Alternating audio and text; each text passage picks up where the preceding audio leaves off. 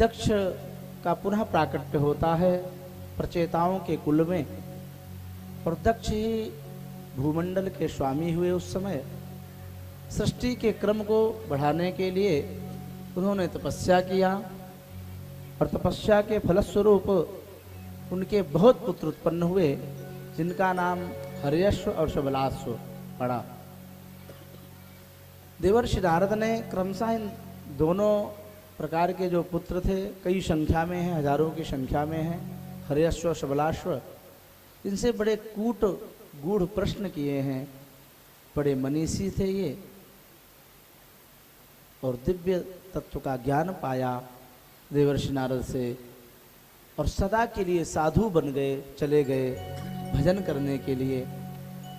जब दक्ष ने ये देखा कि देवर्षि नारद ने मेरे हजारों पुत्रों को बाबा बना दिया, हम गृहस्थी में डालना चाहते थे और इसने बाबा बना दिया, सन्यासी जोगी बना दिया, तिलमिला गई बुद्धि दक्ष की। बहुत कुपित हुआ देवर्षि नारद के ऊपर। विधि का विधान ऐसा, अभी अपने राजमहल में दक्ष कुपित ही थे देवर्षि नारद के ऊपर कि श्रीमन नारायण नारायण करते हुए दक्ष के दरबार में वहां प्रकट हो गए देवर्षि नारद। जब प्रत्यक्ष देखा दक्ष ने, वही नारद आ गया जिसने मेरे पुत्रों को बाबा बना दिया है। बड़ी तेजी से कुपित दक्ष ने डांट लगाई देवर्षि नारद को, अरे नीच नारद, अहो असाधो साधूनाम साधुलिंगेन नस्त्वया असाधु कार्यर्भकाणा भिक्षो मार्गः प्रदर्शितः।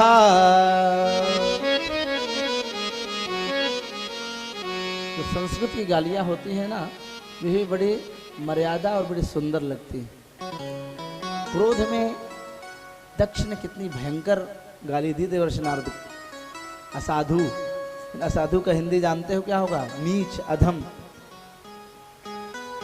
तो साधु का लिंग स्वरूप धारण करके और कितना बड़ा गलत काम किया तो उन्हें, जो मेरे पुत्रों को गृहस्थाश्रम में जाना चाहते थे, मैं डालना चाहता था, उनको तुमने बाबा बना दिया। हे मूर्ख नारद, मैं तुझे श्राप देता हूं, न भवेत् भ्रमतः पदम, जा आज से तू एक स्थान पर एक मुहूर्त से ज्यादा रुक नहीं पाएगा, मेरा श्राप है तुझको। शुकाचार्य जी कहते, हे राजर्षि परीक्षित, यद्यप चाहते तो देवर्षि नारद भी दंडित कर सकते थे दक्ष को, तुरंत श्राप दे देते, उससे भी अपना बदला ले सकते थे, उसको भी कुछ भी श्राप दे सकते थे। लेकिन देवर्षि नारद भगवत इच्छा को मान करके नारायण नारायण किया और उनके श्राप को स्वीकार किया सिर झुका करके।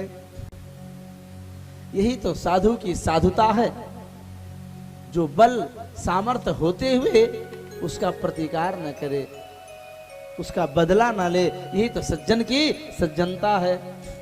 एक गाथा आती है, एक बार की बात है, एक मोटे साधु बाबा जी गंगा नहाने गए थे, कुंभ नहीं लगा था उस समय, से गंगा स्नान करने गए थे। बोलो राधे राधे। मार्ग में कुछ धोबी लोग बड़ा कपड़ा साफ करके डाले हुए थे, नदियों के किनारे तो उनका भाई काम ही रहता है। तो नदी स्नान करके जब बाबा लौटने लगे तो पूरे रास्ता में जहाँ देखो वहीं कपड़ा बगाड़ दिया था, उनको परेशानी भई, तो वो कपड़ा के ऊपर ऊपर ही चलने लगे। धोबी लोगों की दृष्टि पड़ी, ये बाबा कितना उद्दंड है, बताओ तो सही, ये हमारे साफ वस्त्रों के ऊपर पैर रख के चल रहा है, तो तनिक भी लाज नहीं आती, तनिक भी इसको शर्म नहीं आती है। पास में और बड़ी तेजी से खरी खोटी सुनाने लगे, डांटने लगे, अपमानित करने लगे।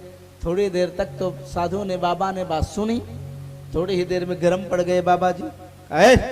खबरदार, अब आगे बोला समझ लेना, तेरा ठीक नहीं होगा। कुल मिला करके ज्यादा ही बकवास बढ़ गई। वाग वाणी का वाग युद्ध तो था ही, यहाँ तक कि इतना दोनों आपा खो बैठे कि बाबा जी और धोबी लपिट पड़े, सज्जनों लड़ाई करने लगे आपस में, पटकी पुटका होने लगी। सुदर्शन को भगवान नारायण ने कहा, लक्ष्मी जी ने कहा, प्रभु देखो ना आपके साधु को धोबी पटक रहा है, लड़ाई झगड़ा हो रही है, वहां पर बचाओ अपने बाबा जी को, वे आपके लिए सब त्याग चुके हैं। सुदर्शन जी को भेजा, भगवान ने कहा जाओ धोबी का वध कर दो, दुष्ट का वध कर दो तुम जा करके।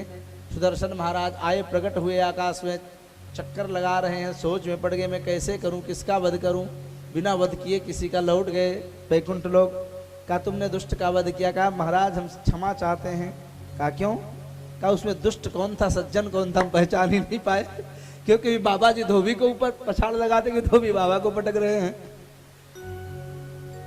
लेकिन धन्य है देवर्षि नारद, दक्ष के श्राप को स्वीकार किया और स्वयं कोप को, क्रोध को नहीं धारण किया। और इस प्रकार से देवर्षि नारद श्राप को स्वीकार करके वहां से चले गए।